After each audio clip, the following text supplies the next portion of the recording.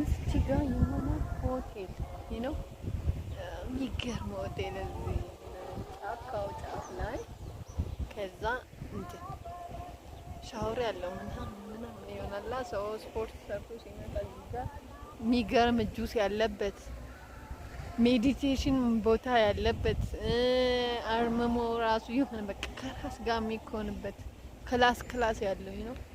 አቅሙ ያላችሁ የምሬን ነው ግዙት። ለኢንቨስትመንት እኮ መንግስትም እምቢ አይላችሁም። ስለዚህ ዱ ኢት ሲሪየስሊ። እና እዚህ ጋር አቅም ያለው ሰው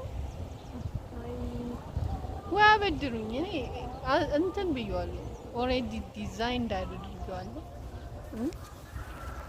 ከዛ በቃ ይሄ ሰው የሚገነባበት ሆቴል በሉት እንጂ እንዲሁ የሚበላበት ብቻ እንዳይመስላችሁ። አሪፍ ነገር